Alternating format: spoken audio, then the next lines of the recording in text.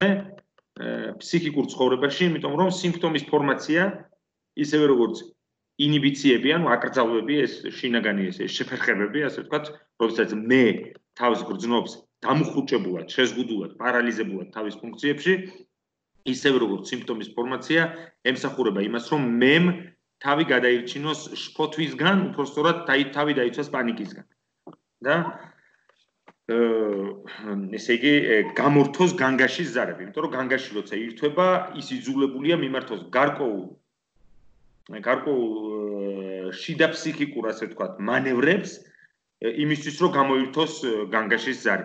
და თუ კი ოფიციალურ შემთხვევაში, მაგალითად, როცა მართლა განგაში ირთვება შენობაში, ამას მოდის და სპეციალისტი, ასე ვთქვათ, გამორთავს, შეამოწმებს ყველაფერი უსაფრთხოდ არის და მერე გამორთავს, ნევროზის შემთხვევაში შეიძლება ითქვას, რომ მე რუსულად რო ჟარგონი ვიხმაროთ, ლევად თიშავს განგაშის ზარს, ანუ ან ვითარებს, გამარჯობა, ან ვითარებს სიმპტომს.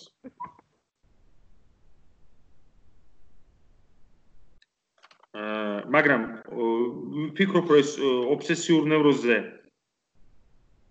გამოვტოვოთ, იმიტომ რომ ეს არის, ესე ვთქვათ, ამ ტექსტში ჩაკერებული, როგორც რაღაც შეიძლება იქნეს განხილული, როგორც ცალკე თემა.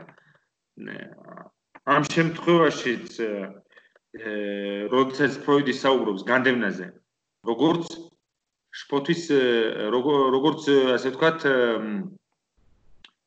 შფოთვის შედეგზე, იმიტომ რომ განდევნა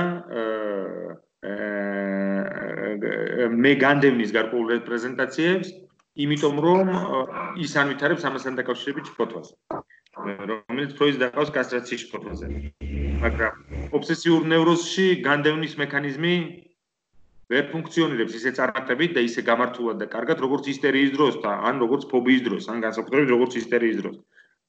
ამიტომ ფროიდი განიხილავს შფოთვისაგან თავდაცვის ობსესიურ მანევრებს ამ ნაწილში. განსაკუთრებით რეტროაქტიულ ანულაციას, რაც ნიშნავს იმას, რომ ის რაც გავიფიქრე ობსესიის დროს, ან ის რაც გავაკეთე, განვახორციელე, გავაბათილო რაღაც სხვა კონტრაქტებით. მაგალითად, გასუფთავების რიტუალი, როცა ობსესიურ ნევროტიკებს აქვს, როდესაც ისინი ასუფთავებენ საგნებს, იბანენ ხელებს, ან ტანსაცმელს, მაგრამ აქვს კიდევ აზრების გასუფთავების რიტუალი. და აზრების გასუფთავების რიტუალი ხშირად ხდება სხვა აზრებით. რაც არის უფრო, ასე ვთქვათ, გამომფიტავი, უფრო მომქანცველი, უფრო მძიმე, ვიდრე გასუფთავების რიტუალები, როცა საქმე ხდება ფიზიკურ გასუფთავებას. და მეორე დაცვის მექანიზმი ობსესიის დროს, რომელთაც აგრეთვე საბოლოო ჯამში მე თავს იცავს შფოთვისაგან, არის იზოლაცია, რაც ნიშნავს იმას, რომ იმდენად ახლოს არის ცნობიერებასთან დესტრუქციული, ხშირ შემთხვევაში დესტრუქციული, ანალურ დესტრუქციული, ან ვთქვათ, ლიბიდინალური ტენდენციები და აზრები, რომ მე ამის განდევნას ვერ ახერხებს, კიდევ უფრო იმიტომაც, რომ განდევნა როგორც დაცვის მექანიზმი თავის იდეალურ ფუნქციონირებას აღწევს ფსიქოსექსუალური განვითარების ფალიკურ ფაზაში, ანუ ოიდიპალურ ფაზაში, მაშინ როცა ობსესიური ნევროტიკი ფიქსირებულია ანალურ სადისტურ, ასე ვთქვათ, განვითარების ანალურ სადისტურ ფაზაზე, ეს ფროიდიანულად ვთქვათ. ამიტომაც ასეთ შემთხვევაში განდევნა როგორც დაცვის მექანიზმი არ არის წამყვანი მექანიზმი ობსესიის დროს, არამედ იზოლაცია. იზოლაცია ნიშნავს იმას, რომ ეს აზრი მოწყვეტილია თავის წყაროს და იზოლირებულია. მაგალითისათვის, როდესაც ობსესიურ ნევროტიკს აქვს აკვიატებული რაღაც, მაგრამ არ იცის თუ ეს რაღაც, ეს აზრი, რატომ არის ამდენად ღირებული ფსიქიკურად. იმიტომ რომ ამ აზრს, ობსესიურ ფიქრს, ან ხატს, ეს შეიძლება იყოს აგრეთვე ხატი, ყოველგვარი ასოციაციური კავშირი აქვს დაკარგული სხვა აზრებთან, სხვა ხატებთან, სხვა შინაარსებთან. შესაბამისად, შეიძლება ითქვას, რომ იზოლაცია როგორც დაცვის მექანიზმი ანაცვლებს განდევნის მარცხს ობსესიური ნევროზის დროს, იმიტომ რომ განდევნის დროს ხდება მნიშვნელობის განდევნა არაცნობიერში და იქ ეს მნიშვნელობები არაცნობიერში სხვა კავშირებს ამყარებენ უკვე არსებულ მნიშვნელობებთან და გარე სამყაროსთან და ასე შემდეგ სიმბოლურ კავშირებში შედიან. და ამ შემთხვევაში როგორც ჩანს ობსესიური ნევროტიკი როცა ვერაფერს უშვება ამ ბინძურ აზრებს როგორც თვითონ ეძახიან პაციენტების ტერმინით ვიხმაროთ, ისინი ახდენენ ამ აზრის იმდენად იზოლაციას, რომ ვერანაირი კავშირი ვეღარ მყარდება ამ აკვიატებულ თავსმოხვეულ აზრსა და სუბიექტის ფსიქოდინამიკას, მის შინაარსებს, მის ფსიქიკურ გამოსვლებას, მის ისტორიას შორის არანაირი კავშირის მოძებნა აღარ არის შესაძლებელი.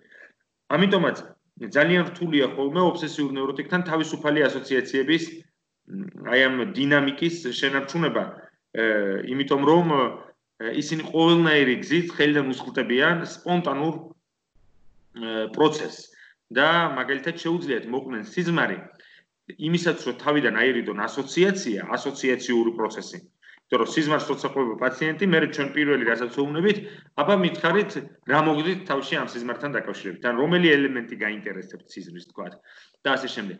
და როგორც წესი პაციენტები სიზმარს ყვებიან, ну თქვა თუ სეანსი გრძელდება 40 წუთი, 45 წუთი, სიზმრის მოყოლას ანდობენ მაქსიმუმ 5 წუთს, 10. მაშინ როცა ობსესიურმა ნევროტიკმა შეიძლება სიზმარი მოყოს მთელი სეანსის განმავლობაში. აი ისეთი დეტალიზაციით, რომ შეიძლება გაუსაძლისიც კი მოსასმენად, იმიტომ რომ სულ გაქვთ განცდა, რომ ეხლა უნდა დამთავრდეს თხრობა და არ თავდება. და საბოლოო ჯამში გამოდის, რომ სიზმარი მოყვა, ისიც ბოლომდე არა, იმიტომ რომ ეს სიზმარი ახსენებს რაღაც ისეთ ფიქრებს, რომლებიც სიზმართან არ არის ხშირ შემთხვევაში დაკავშირებული, მაგრამ დაკავშირებული რაღაც მეორადი რაღაცეები, აი დედა ჩემი დამესიზმრა, მაგრამ ხო, კი, კიდე და რაღაც სხვაზე გადავა. მე ისევ დაუბრუნდება და ფაქტურად თქვენ ხვდებით სადღაც 35 წუთზე სეანსის ხვდებით, რომ რაღაცაშია საქმე, იმიტომ რომ პაციენტი თავს არიდებს, ამ შემთხვევაში სიზმრის იზოლაციას ახდენს, როგორც ფსიქიკური ფორმაციის იზოლენტით, აი ეს როგორც ელექტროკაბელის იზოლაციას ახდენთ, რომ არ დაამყაროს მან კავშირში არ შევიდეს სხვა მნიშვნელობებთან და საბოლოო ჯამში არ გასკდეს ასე ვთქვათ რეალური მნიშვნელობა. ну ამაზე საუბრობს ფროიდი აქ ამ ნაწილში. ხო ლაპარაკია იმაზე, რომ რეგრესიას განიცდის ობსესიური ნევროზის დროს მე ანალურ სადისტურ სტადიაზე. ამ რეგრესიის გამო ხდება ის, რომ სუპერეგო მთლიანად არის ინვესტირებული დესტრუქციული ტენდენციებით და სიზულვილით, რაც მდგომარეობს იმაში, რომ თუ კი და ამ ნაშრომში ფროიდი ამას ანვითარებს ზუსტად ფობიის დროს საფრთხე არის ექსტერიორიზაციას, ენდოგენური საფრთხე განიცდის ექსტერიორიზაციას, ანუ გარეთ გამოდის როგორც ფობიური ობიექტი, ასეთ შემთხვევაში, ობსესიის შემთხვევაში საფრთხე ისევ რჩება ენდოგენური, რატომ? იმიტომ რომ საფრთხეს სასჯელს და ყოველგვარ უბედურებას ობსესიური ნევროტიკი მოელის სუპერეგოსგან, როგორც შიდა ფსიქიკური ინსტანციისაგან. მაშინ როცა ფობიური ნევროტიკი მაინც ფობიური ობიექტისაგან მოელის საფრთხეს, მაგალითად დახურული სივრცისგან, ხიდისგან, რომელიც შეიძლება ჩაინგრეს, თვითმფრინავისგან, რომელიც შეიძლება ჩამოვარდეს და ასე შემდეგ. შესაბამისად, ობსესიურ ფობიურ პაციენტთან მეტნაკლებად სტაბილიზებულია, ანუ დაცვის მექანიზმი, დაცვითი სისტემა ჩამოყალიბებულია და ის ფუნქციონირებს. მაშინ როცა ობსესიური ნევროტიკი 24 საათიან რეჟიმში ებრძვის უკიდურესად ენდოგენურ კონფლიქტზე. ამიტომაც ეს ხალხი არის ნაწილი საზოგადოებისაც და რომლებიც არ ემდურებიან სხვას, ესე იგი, იმიტომ რომ ობსესიურ მექანიზმი არ გულისხმობს პროექციას, როგორც პარანოიის შემთხვევაში შეიძლება ეს იყოს, ან თუნდაც როგორც ფობიის შემთხვევაში, იმიტომ რომ რეალობა არ არის ობსესიური ნევროზის დროს საფრთხის შემცველი, არამედ საფრთხე არის შინაგანი, ენდოგენური და ამიტომაც უფრო მოუცილებელი და უფრო უმართავი ვიდრე გარე საფრთხე.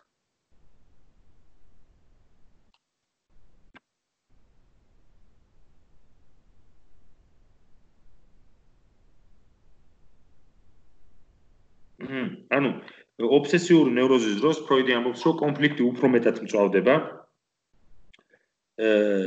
შიდა ფსიქიკური კონფლიქტი, რადგან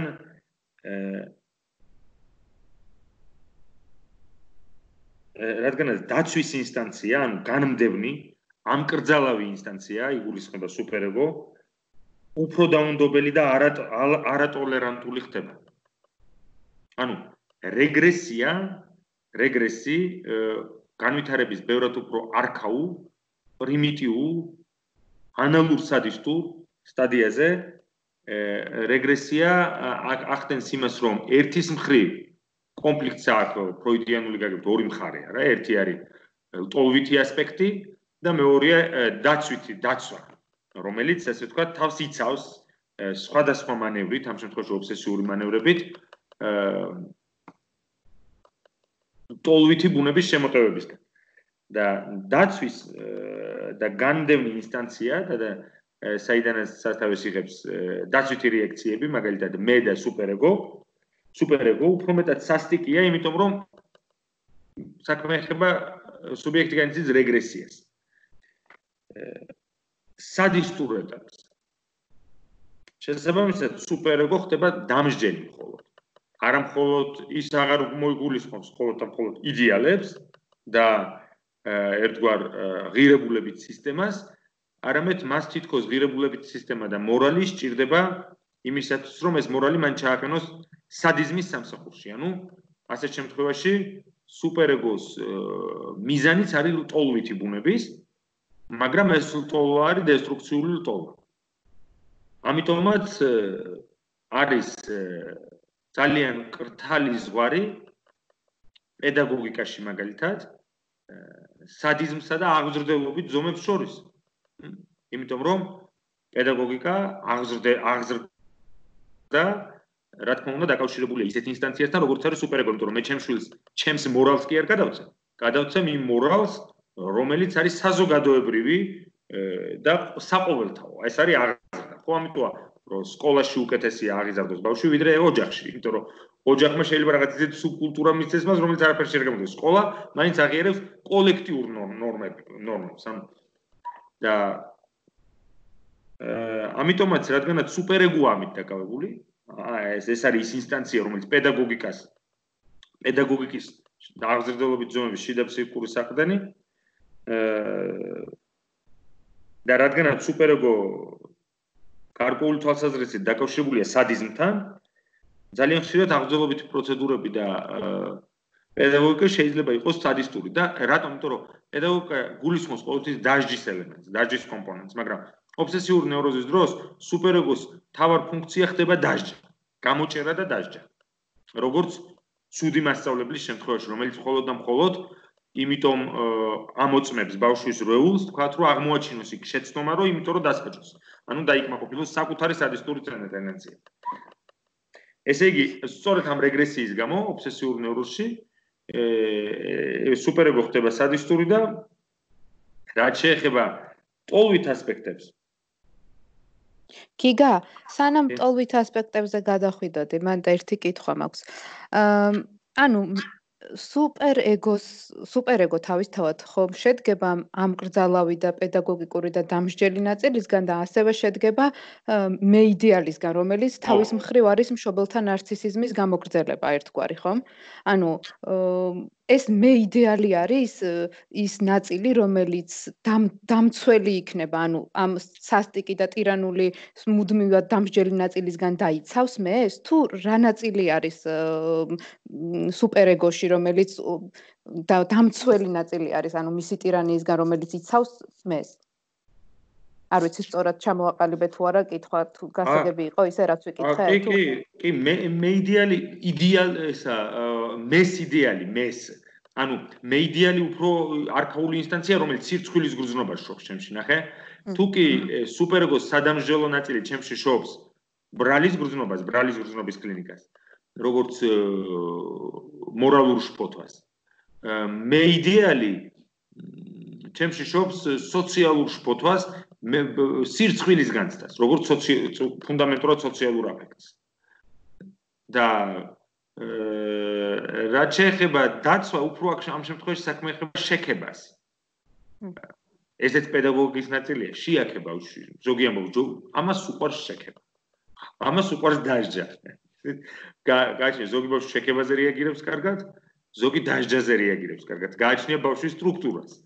ეს ზოგისთვის ერთი არის მასტიმულირებელი, ზოგისთვის მეორე.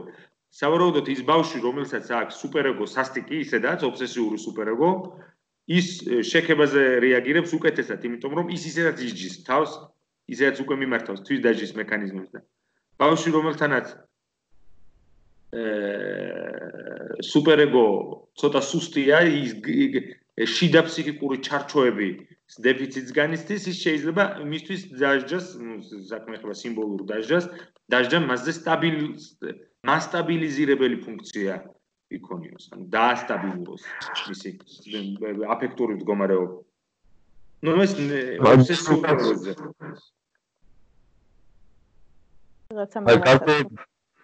განუკას კითხვაზე ესეთი იმის დამატება მინდოდა, რომ გარკვეულწილად ეგო იდეალი იცავს სუპერეგოს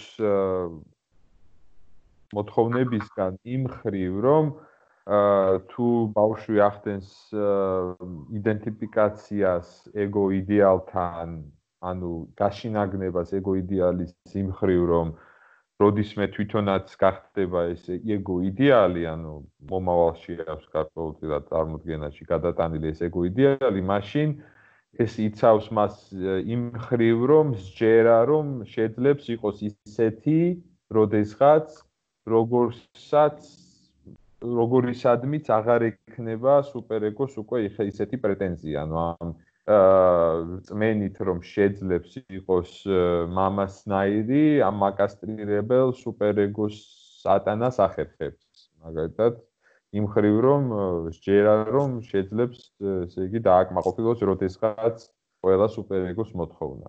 აი, მაგ მხრივ. მადლობა. ხო, და რაც შეეხება რეგრესიას, ის ნაწილი, რომელიც არის არა დაცვითი მხარე, არამედ არაცნობიერი ნაწილი, ფანტაზმები, რეპრეზენტაციები ობსესიურ ნევროზის დროს ძალიან სასტიკი და დამანგრეველია. ანუ უკიდურესად დესტრუქციული შეიძლება იყოს. ან უკიდურესად გამანადგურებელი პაციენტისთვის. განსაკუთრებით იმ პაციენტებს ეხება საქმე, რომლებიც განიცდიან რაღაც ხატების შემოჭრას ცნობიერებაში. და ამ შემთხვევაშიც ეს ხატები სრულიად იზოლირებულად იჭრებიან და იწვევენ უკიდურეს ბრალის გრძნობას.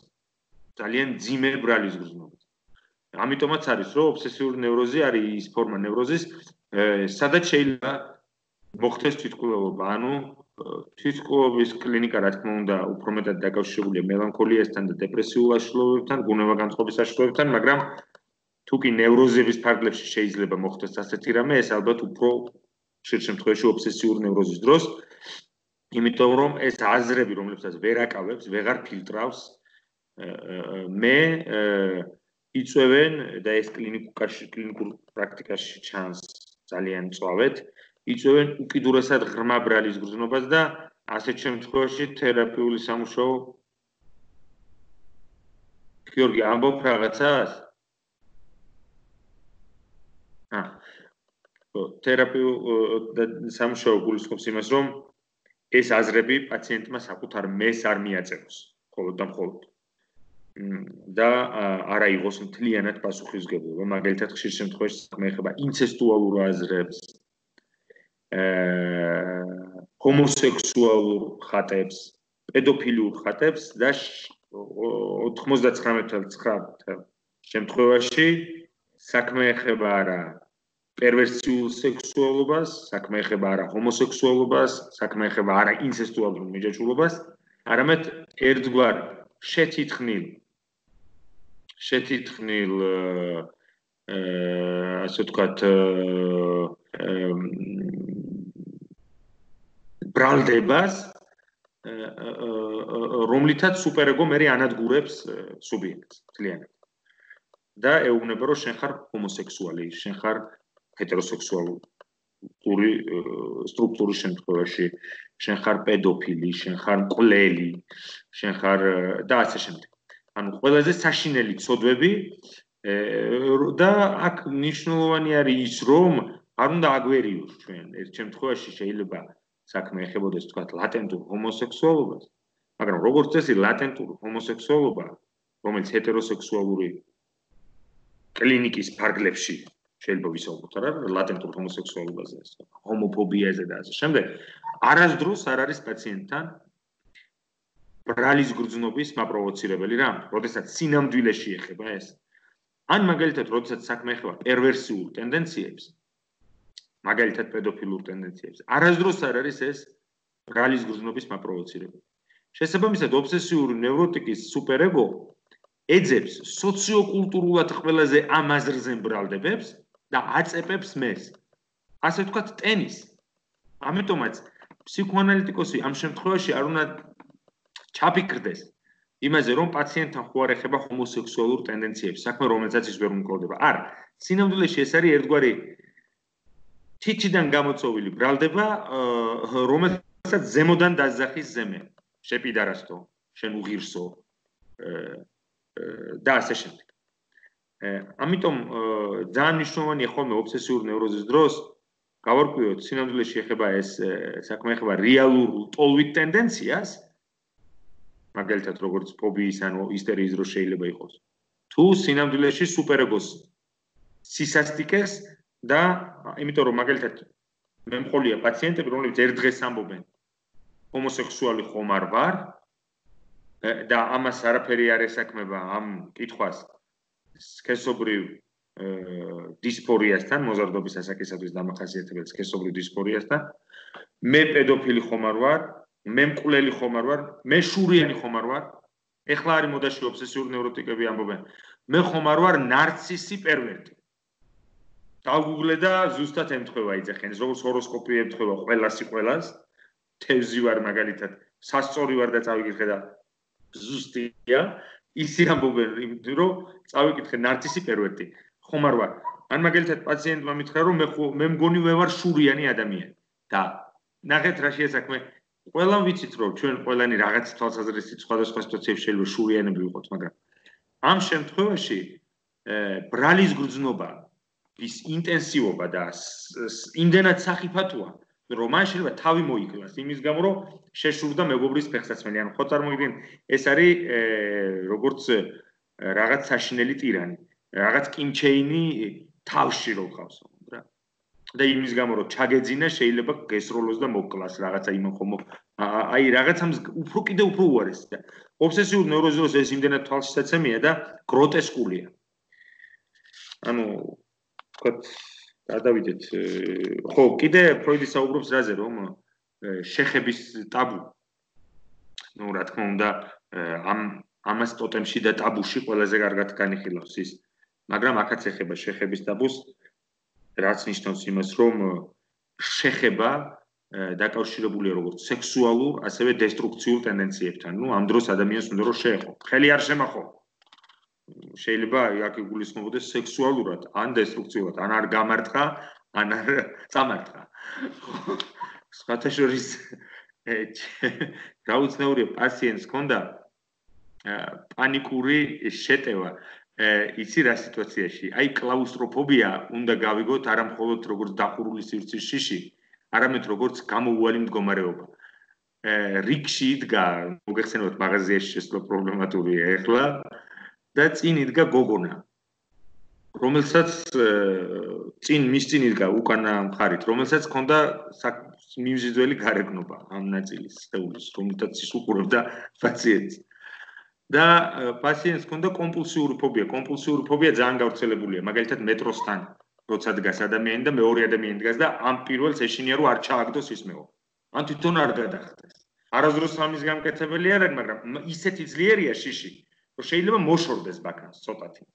ან მაგალითად მობილური, რომელიც ობსესიურ პაციენტის მაგალითია ესეც, ახალ-ახალი მობილური, რომელიც უყიდეს, ფანჯრიდან გადააგდო. ანუ რა შეგვოდა, იცი? იმდენად ძლიერი ბრალის გრძნობა ქონდა, რომ არ ეკუთვნოდა, რომ ესეო ფანჯარაში გავყავიო და ხელებს ვადუნებდიო თითებსო. ანუ ვადუნებდი და გადავიბარდო. და მაგროს ფოთვაც მე ეუფლებოდა, რომ არ გადავუვარ, ანუ კომპულსიური ქმედებაა ეს. ну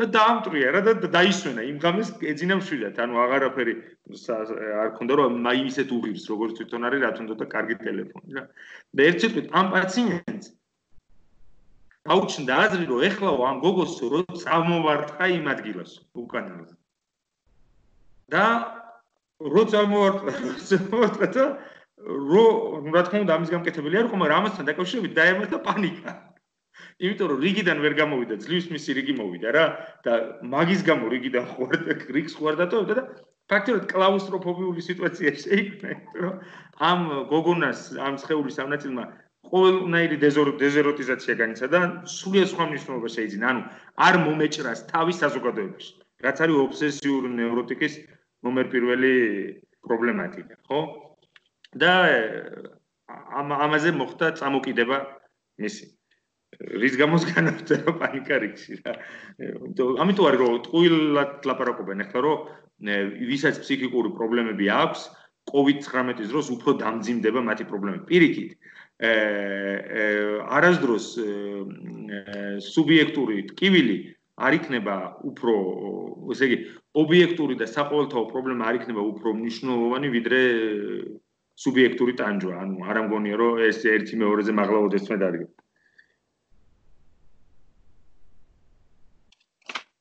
გიგა მაგალითიდან გამომდინარე ანუ შეგვიძლია ვთქვათ რომ ობსესიურ ნევროტიკთანაც ნარცისული ფრაჟილიტე არის ანუ ნარცისულად ძალიან მოწყვლადია ობსესიური ნევროტიკი კი რა თქმა უნდა იმიტომ რომ საბოლოო ჯამში როდესაც მეიღებს ამდენ დარტყმას და ამდენ შეურაცხყოფას რა თქმა უნდა პირველ რიგში მეიღებს ნარცისტულ ჭრილობებს ეს ყველაფერი შეიძლება ამავე დროს იქნეს ინტერპრეტირებული როგორც ნარცისტული ჭრილობები რომელსაც ადამიანი სხვადასხვა სოციალურ სიტუაციაში იღებს ხშირ შემთხვევაში სრულიად უწყინარ სოციალურ სიტუაციებში რომლებიც მისი სუპერეგოს მიერ არის ინტერპრეტირებული როგორც მარცხი როგორც თავის შერცხვენა თავის მოჭრა და ასე შემდეგ და ეს ყველა არის ამავე დროს ხო ნარცისტული ჭრილობები და ნარცისტულად მოწყვლადი ისედაც უკიდურესად გრძნობიარეა ობსესიური ნევროტიკი ნარცისტულად მაგრამ ნარცისი არ არის იმიტომ რომ ის ობიექტთან ურთიერთობს ყოველთვის ის ობიექტის ინვესტირებას ახდენს მაგრამ ანალური ინვესტირებას ახდენს ამიტომ რომ შეიძლება მისი განადგურება მოუნდეს და ასე შემდეგ და ასე ანუ სადისტური ინვესტიციები ჭარბობს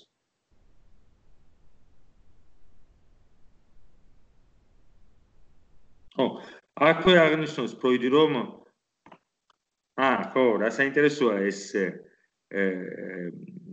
ახალ თავს როცა იწყებს, ამბობს რომ დამამცირებელიც კი არისო, ასეთი ფუნდამენტური საკითხების ირგვლივ კიდევ რომ ამდენი გაურკვევლობა და კითხვის ნიშანი დგას. მაგრამ მე ამბობს რომ ჩვენ თუ არ შეგვიძლია რაღაც საკითხების ნაცვლად დანახვა, როგორც მინიმუმ ის მაინც ვინებოთ, რომ ნაცვლად დავინახოთ ბნელი ადგილები, ანუ ნაცვლად დავინახოთ, სად არის სივნელი, სად არის გაურკვევლობა. თუ ამ გაურკვევლობას ვერ ხედავთ და ვერ ვანათებთ, ის მაინც ვიცოდეთ ნაცვლად. და მე გადადის რაზე, რომ თავიდან მოგეხსენებათ ფროიდის პირველი თეორია, რომელიც ეფუძნება, რომელიც ამავე დროს გულისხმობს ლიბიდოს თეორიას, ან ფსიქოსექსუალურ განვითარებას, სადაც სექსუალობას ენიჭება წამყვანი და დომინანტური მნიშვნელობა, ხოლო დესტრუქცია სხვა არაფერია თუ არა განდევნილი და დაუკმაყოფილებელი სექსუალური ლტოლვებით, რომლებიც აგრეთვე ტრანსფორმირებულია დესტრუქციად. ფროიდს მერე შემოაქვს ახალი ჯერ ნარცისიზმის კონცეფტი შემოაქვს და მერე შემოაქვს სიკვდილის ლტოლვა. და ფროიდის თეორია, ასე ვთქვათ, ფსიქიკური ცხოვრების შესახებ, ლტოლვის შესახებ, უბრალოდ ხდება დუალისტური, ანუ აგვაქვს ორი ლტოლვა. და ფროიდი ამბობს, რომ მაშინ ჩვენ ადრე განდევნის კონცეფტი მთლიანად დავაფუძნეთ სექსუალობის განდევნას. იმიტომ რადგანაც ჩვენ თვლიდითო, რომ აგრესია, დესტრუქცია, სიძულვილი არ განიდევნება. უნდა ითქვას, მიუხედავად იმისა, რასაც მე იტყვის, ფროიდი მაინც უნდა ითქვას, რომ დესტრუქციული ტენდენციები ყველაზე ნაკლებად ექვემდებარება განდევნას, ისევე როგორც ნებისმიერ ფსიქიკურ გადამუშავებას. მაშინ როცა სასიყვარულო და ლიბიდინალური ტენდენციები გამოირჩევა უკიდურესი პლასტიკურობით. მთელი 3S სექსუალობის შესახებ ფროიდის ნაშრომი სხვა არაფერია თუ არა იმის ჩვენება, თუ რამდენად პლასტიკურია ლიბიდო. ის შეიძლება განიდევნოს, ის შეიძლება ბრძოლაში მოკვდეს და მაგრამ არასდროს და ასე შემდეგ. ის შეიძლება სუბლიმირდეს, ის შეიძლება მაგალითად იცვლიდეს ობიექტს სქესის მიხედვით, ჰეტეროსექსუალური, ჰომოსექსუალური, ის შეიძლება იცვლიდეს ობიექტს სულიერისა და არასულიერი როგორ არის, სულიერი და უსულოს მიხედვით, მაგალითად გააკეთებდეს არჩევანს ქალსა და ქალის ფეხსაცმელს შორის, ლიბიდო შეიძლება მოახდინოს სიზმრის ინვესტირება, გამოიწვიოს სიყვარულის მდგომარეობა, ან ინვესტირდეს სამეცნიერო ან სპორტულ მუშაობაში და ასე შემდეგ. ანუ ეს არის სუპერპლასტიკური, სუპერ გადაადგილებადი, გადანაცვლებადი, ტრანსფორმირებადი ერთგვარი პლასტილინი. სიცოცხლის ლტოლვა. მაშინ როცა სიძულვილის ლტოლვა, დესტრუქცია, სიკვდილის ინსტინქტი ნაკლებად ექვემდებარება მსგავს კულტურულ თუ ფსიქიკურ დამუშავებას, რასაც კარგად ადასტურებს აგრეთვე კლინიკური პრაქტიკა და ცხოვრებაც, როდესაც ადამიანი განიცდის სიყვარულს, მას შეუძლია ამის ასე ვთქვათ, შეკავება, შეუძლია ეს სხვადასხვა მიმართულებით მიმართოს ცხოვრებაში. ასე ვთქვათ, გამოიყენოს როგორც რესურსი, მაშინ როდესაც სიძულვილის მიზნების გარდა რაიმე სხვა მიზნებისთვის გამოყენება თითქმის შეუძლებელია, ხო?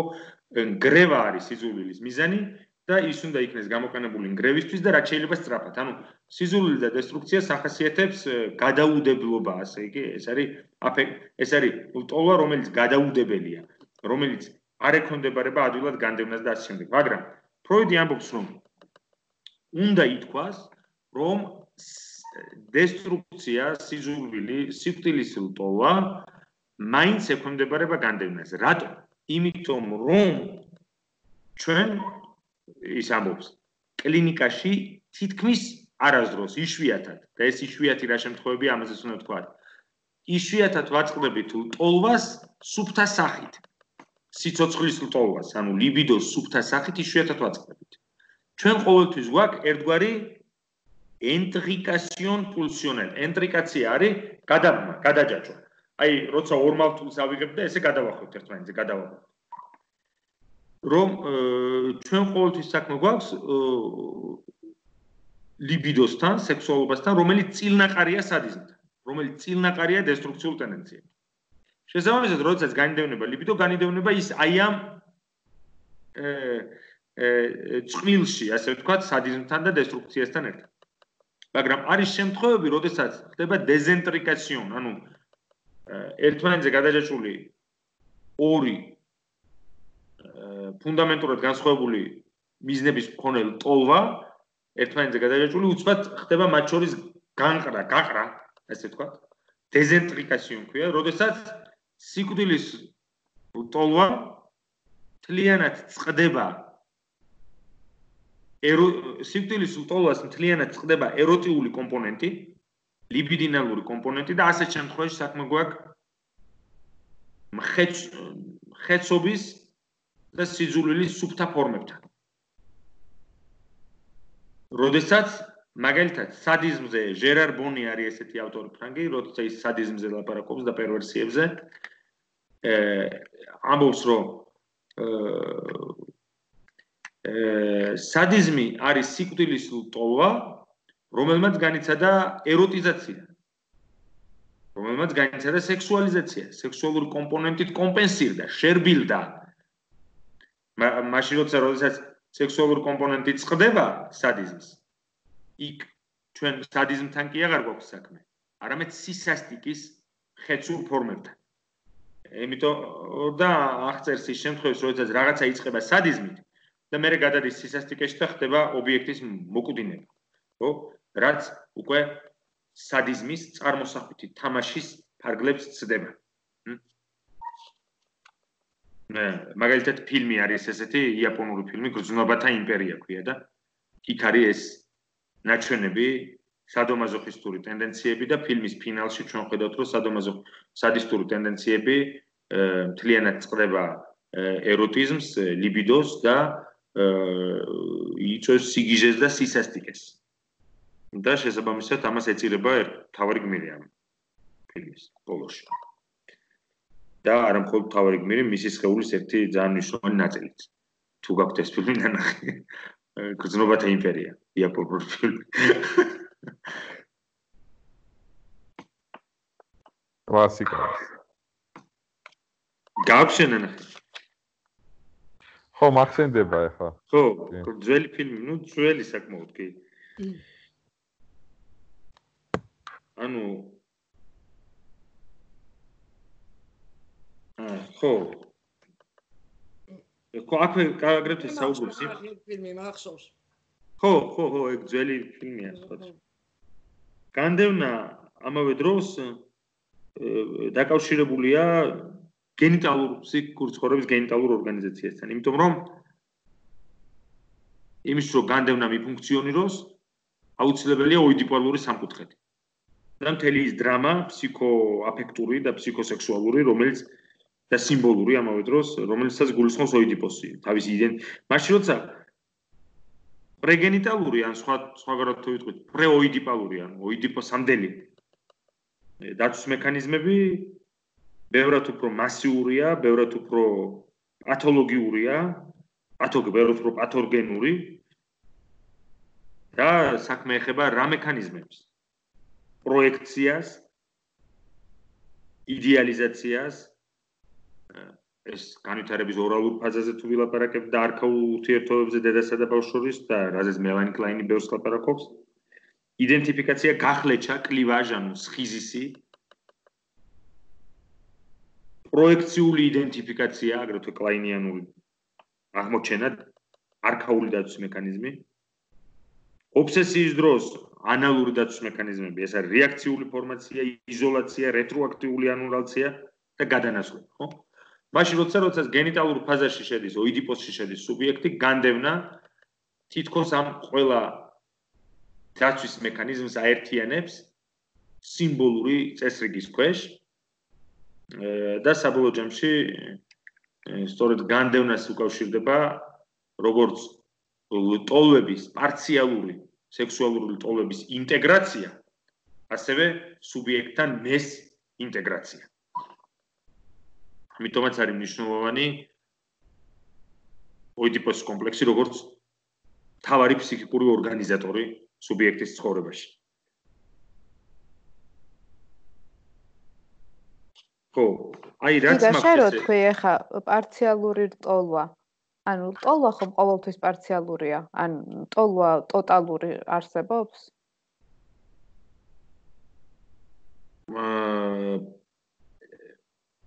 როდესაც საქმე ეხება ობიექტს, ამ შემთხვევაში ტოლვების გაერთიანება, მაგალითად, ორალური ტოლვები, ანალური ტოლვები, სკოპიკური ან ვუაიერისტული ტოლვები, ექსგიბიციონისტური ტოლვები, სადისტური, ბევრი ფსიქოანალიზში არის გავრცელებული, ილაპარაკო, მაგალითად, რომ პულსიონსკოპიკ, პულსიონას და დაჩეხო ესე თქვა, ტოლვები, ხო? და მერე კასტრაციის კომპლექსი და განდევნა და კასტრაციის შფოთვა და მამის ფუნქცია და ასე შემდეგ ამ ტოლვებს ასუფთავებს და უქვემდებარებს გენიტალურ პრიმატს. ანუ მთელი ეს აუტოეროტიზმი და ტოლვითი ანარქია, ეს პარციალური, ანუ ნაწილობრივი ტოლვები, პოლიმორფულად პერვერსიული, როგორცაც ფროიდი უწოდებს, ერთიანდება გენიტალური ზონის ქვეშ. ხოლო ობიექტი ხდება ერთი, აგრეთვე მთლიანობითი. შესაბამისად, ჩვენს რო პერვერსიის დროს ობიექტი მთლიანი არა. შეიძლება იმიტომ რომ პერვერტი ქალის სხეულს თუ მამაკაცის სხეულს თუ როგორც ნებავთ, ეპყრობა მას აინტერესებს მისი ნაწილები. აგრეთვე ეპყრობა როგორც საგანს, ნიფს. და თუ შეიძლება ასე ითქვას, ყველაზე დიდ აკულტურაციას და გაადამიანურებას, ჰუმანიზაციას სექსუალური ლტოლვა ოიდიპოსში განიცდის. ეს დრამა აქცევს ჩემს ლტოლვას ადამიანურად, რაც ნიშნავს იმას, რომ ფროიდისთვის იდეალურ შემთხვევაში მე ვირჩევ საპირისპირო სქესის ობიექტს, რომელიც მიყვარს და არა მისი სხეულის რომელიმე კონკრეტული ნაწილი, ან ფეტიში, ან და ასე შემდეგ. ანუ და შესაბამისად, ფროიდი რაც ამბობს, კი არ ქრება პარციალური ლტოლვები, სადმე კი არ ქრება ნაწილობრივი ლტოლვები, ანუ პრეგენიტალური ლტოლვები, ორალური და სხვა. ისინი, როგორც გრეგერები, გრეგერი სხვათა შორის ველოსპორტშიც ხმარობენ ტერმინს, გუნდის ლიდერი რომ მიდის, 2-3 გრეგერი უდგას გვარშემო, რომ ის გაიყვანონ ფინიშზე. და ეს პარციალური ლტოლვები, რომლებიცაც ჰქონდათ ავტონომიურები იყვნენ, ექვემდებარებიან ამ ფალიკურ წესრიგს და ხდება ამ ლტოლვების გენიტალიზაცია და წამყვანი ლტოლვა არის გენიტალური ლტოლვა, ხოლო ობიექტი საპირისპირო, როგორც მთლიანობითი ობიექტი. მაგრამ ეს პარციალური ლტოლვები ეხმარებიან გენიტალურ ტენდენციებს. უკვე უკანა პლანზე. მაგალითად, სექსუალური ურთიერთობის დროს პრელუდია. მაგრამ ფროიდი რას ამბობს? თუ კი პრელუდია იმაზე ხანგრძლივი აღმოჩნდა, ვიდრე თავად სექსუალური ურთიერთობა, ასე ან თუ ჩაანაცვლა ამან. ესეთ შემთხვევაში ნიშნავს იმას, რომ პარციალური ლტოლვები ისევ დაბრუნდნენ და გენიტალური მიზანი, ანუ პროკრეაცია, გამრავლება ჩაანაცვლეს რაღაც თამაშით. ხო, ანუ ისევ სექს-შოპი ბრუნდება. სექს შოპი რა არის? სექს შოპში ვინც არის ნამყოფი? იმანიც ის რომ საქმე ხდება პოლიმორფულ ფროიდის 3S სექსუალური შესახებ. არის სექს შოპი. ხო, და ოიდიპოსის კომპლექსი და კასტრაცია ამთავრებს ამ სექს შოპს. მორჩა და ერთი აღარ არის ამდენი ნივთები საჭირო რა. იმიტომ რომ უნიფიკაცია ხდება სექსუალური ლტოლვის. მაგრამ სადმე კი არ ქრებიან ეს ლტოლვები, არამედ სუბორდინირებულები არიან. მაგალითად, ორალური ლტოლვა, ხო? არ ქრება, ამიტომაც არის რომ კოცნა არ არის გამორიცხული. ურთიერთობა თუნდაც ეს იყოს სრულიად გენიტალური კლიმატის ქვეშ ურთიერთობა, მაგრამ კოცნა თუ სხვა ნებისმიერი აქტი სუბორდინირებულია გენიტალურ მიზანს. და პერვერსიის დროს, პერვერსიაზე როცა ვლაპარაკობთ, ჩვენ ვიცით რომ პარციალური, ანუ ნაწილობრივი ლტოლვა ანაცვლებს ფროიდისათვის ამ წმინდა მიზანს, ესე გენიტალური რო იყოს ის და გამრავლებას მოემსახუროს და ოჯახს და ასე შემდეგ. ანაცვლებს და ამიტომ არის რომ მაგალითად ფეტიშიზმის დროს ფეტიშისტური კომპონენტი მაგალითად ყოველთვის არის შემადგენელი მამაკაცის სექსუალობის და ქალისაც. ამიტომ რომ ზოგი კაცი ამბობს აუფმე კერდი მიყვარს აუფმე ის ჩემ პაციენტს არ იყოს შეიძლება ზოგიერთ შემთხვევაში პანიკაც გამოიწვევს. ასეც მიდრეკილებმა ანუ ფეტიშისტური კომპონენტი ყოველთვის არის. მაგრამ ფროიდი ამბობს რომ მაგალითად ფეტიშიზმის დროს ეს ამ ფეტიშის გარეშე ურთიერთობა ხდება შეუძლებელი. მაგალითად ფეხსაცმლის გარეშე, მაგალითად წინდის გარეშე, კუდის გარეშე, არც უამრავი შეიძლება იყოს კიდევ ნივთი. ანუ შეუძლებელი ხდება ამ შემთხვევაში ფეტიშისტური ობიექტი და პარციალური ლტოლვა მთლიანად დომინირებს სექსუალურ ცხოვრებას. ამას ეძახის ფროიდი პერვერსიას, ფროიდიანული გაგება. თუმცა ლაკანისთვის პერვერსია სტრუქტურაც არის, იმიტომ რომ პერვერტის დამოკიდებულება სურვილთან და კანონთან არის ფუნდამენტურად განსხვავებული ვიდრე ნევროზის დროს. ხო, ახლა თავარი რაც არის, რომ შფოთვა არის ამ შემთხვევაში ამ ნაწილში ფროიდისთვის სიგნალი. სასიგნალო ფუნქცია აქვს.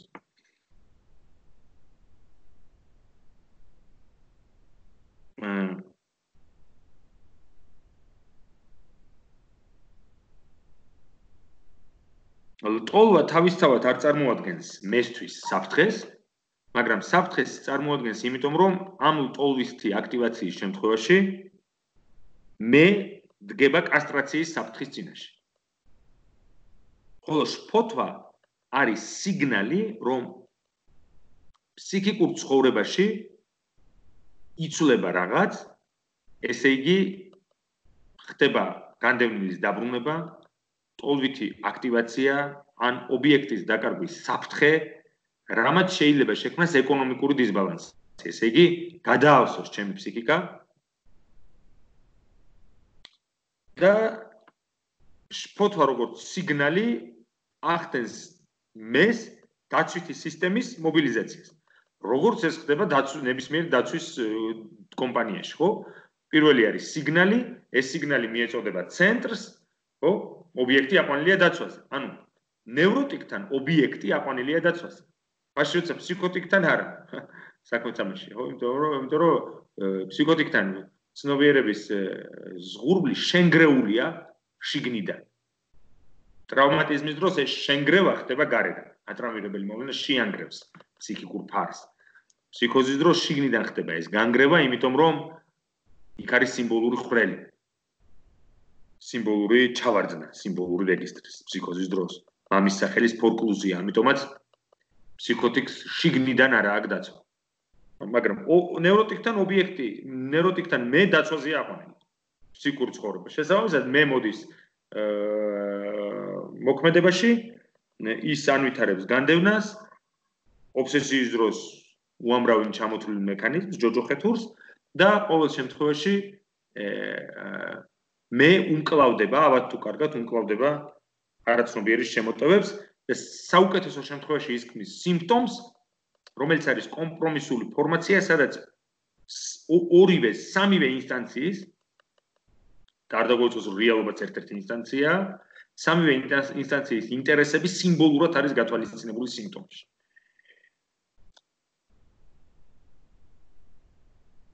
ესე იგი, თუ შფოთვა არის სიგნალი შიდა ფსიქიკური და ენდოგენური წარმოშობის საფრთხეზე, მაშინ ის ადასტურებს, რომ არსებობს მიზეზი, ანუ შფოთვის მიზეზი. ესე იგი, როდესაც შფოთვა არაცნობიერია, ხო, თქვათ?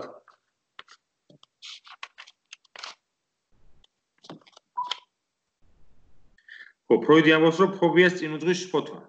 იქამდე ვიდრე მაგალითად ფობიური სიმპტომი ჩამოყალიბდება, ჯერ გვაქვს შფოთვა. როგორც წესი, პანიკური შფოთვა უძღვის ხოლმე ფობიას წინ და არა დიფუზური ან გენერალიზებული შფოთვა. რატომ? იმიტომ რომ ძლიერი ინტენსივობის შფოთვა არის ძლიერი მოტივატორი მესთვის, რომ მან განახორციელოს სიმბოლური ოპერაცია და ენდოგენური საფრთხე ჩაანაცვლოს სიმბოლური ეგზოგენური საფრთხე. მაგალითად, ჰანსის პრიმიტიულ მაგალითი რო ავიღოთ, ფროიდის რაზეც ლაპარაკობს, მამისადმი სიძულვილით გამოწვეული კასტრაციის საფრთხე, რომელსაც ჰანსი ელის მამისაგან ჩაანაცვლოს ცხენით, ანუ მამა ჩაანაცვლოს ცხენით.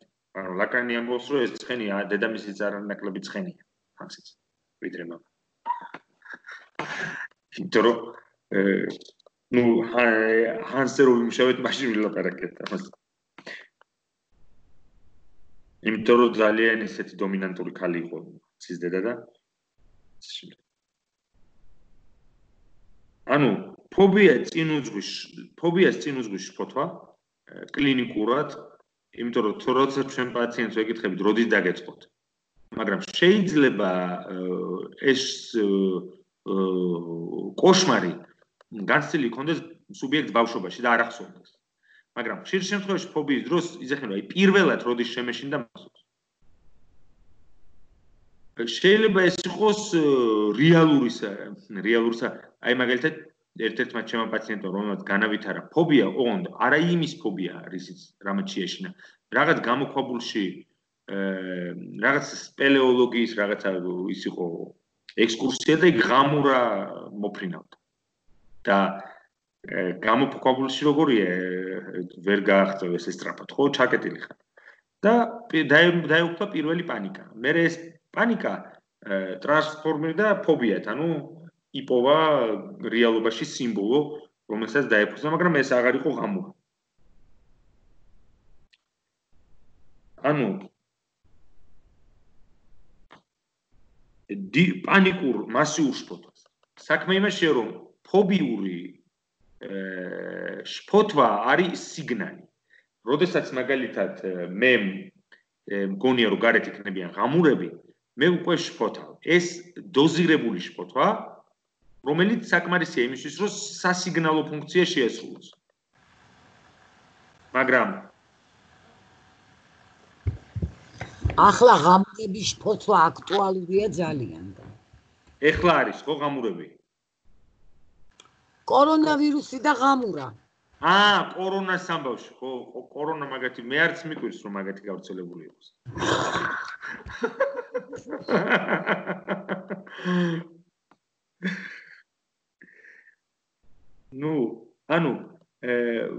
და ამ მასიური შფოთვის, ყოვლის მომცველი შფოთვის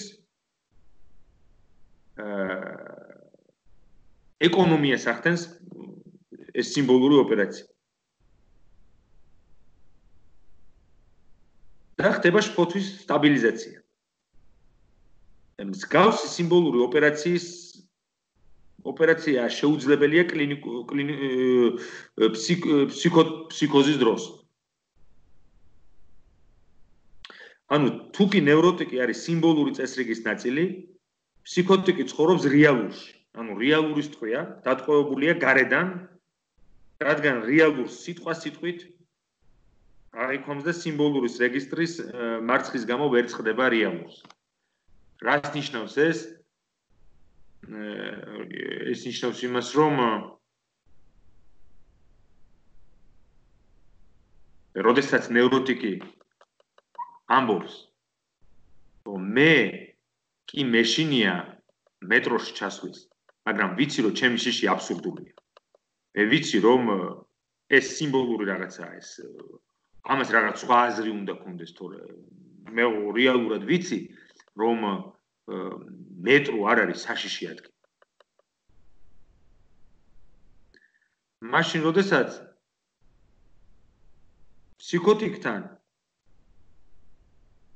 ფსიქოტიკი დარწმუნებულია 100% დარწმუნებულია იმაში, რომ მეტრო არის ადგილი, სადაც შეიძლება რაიმე უბედურება შეხვდეს მას. ასეთ შემთხვევაში მეტრო როგორც საფრთხის შემცველი ადგილი ფსიქოტიკის მიერ აღქმულია როგორც რეალური. ანუ რეალურად მისთვის მეტრო არის საშიში. მას ჯერა და პარანოიის შემთხვევაში თქვათ რაიმე დასაბუთებად შეიძლება მოიყვანოს ინტერპრეტაციულად. მაშინ როდესაც ნევროტიკის არის სიმბოლური საფრთხე. ხოლო რეალურად მან იცის რომ მეტრო არანაირი სახიფათო არ არის და ამიტომ ამბობს რომ რა მჭირს ეს ახლა რომ ლიფტში რატო ვერ შევდივარ. რა უნდა მოუვიდეს ლიფტს. ანუ ერთ შემთხვევაში საფრთხე სიმბოლურია, მეორე შემთხვევაში საფრთხე რეალურია. შესაბამისად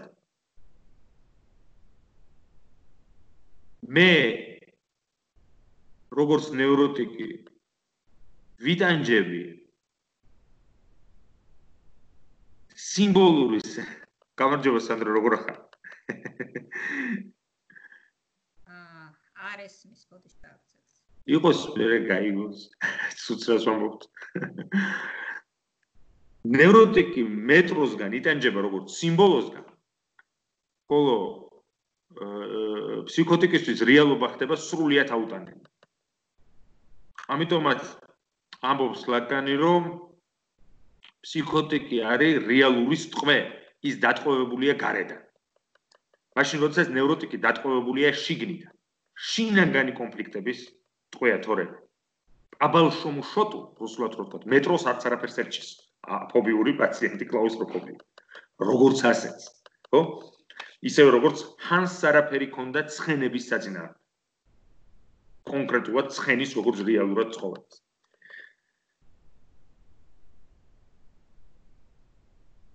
ხო, რაც შეეხება ობსესიურ ნევროზს, ნუ აქაც აღნიშნავს ფროიდი, რომ ობსესიის დროს მე განიცდის საფრთხეს სუპერეგოს წინაშე. ანუ ამ შემთხვევაში საფრთხეც არის ენდოგენური. აქ ფროიდისთვის ზემეს სუპერეგოს სისასტიკე წარმოადგენს მთავარ საფრთხეს. ესე იგი, საქმე ეხება მელანქოლიზაციის საფრთხეს. და თქვათ შორის გისაფრიელმა მითხრა ერთხელ, რომ ჩემო ობსესიურმა ერთ-ერთმა პაციენტმა თქვა, რომ მეო ამ აზრებსო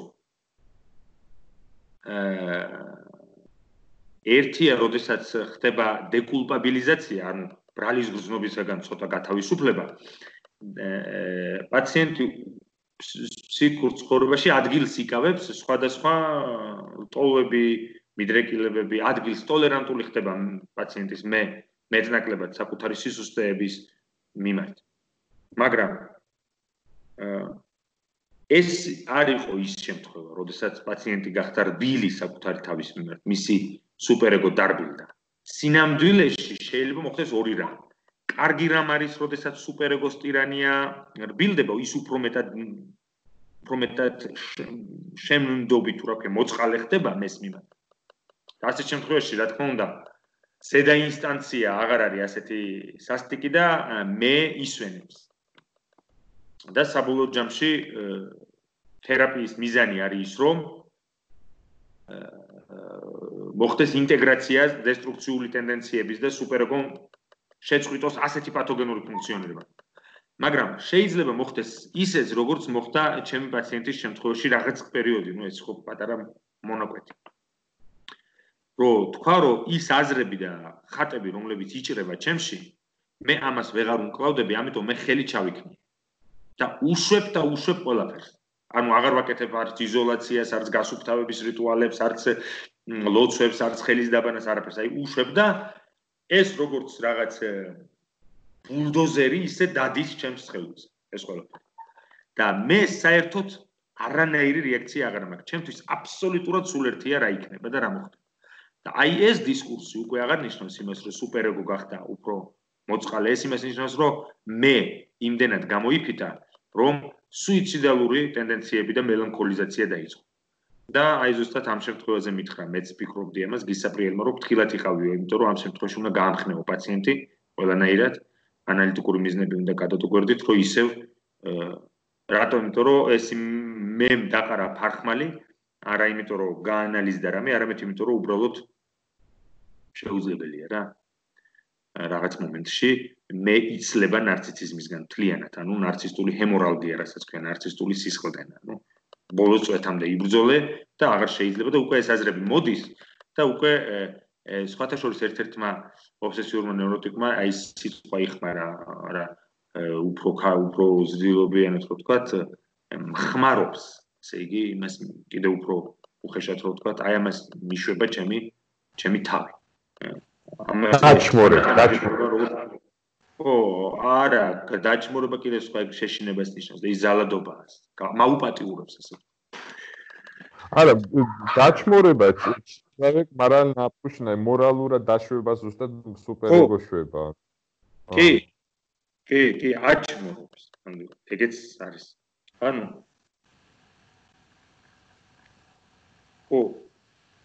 პრესავს ყველანაირად.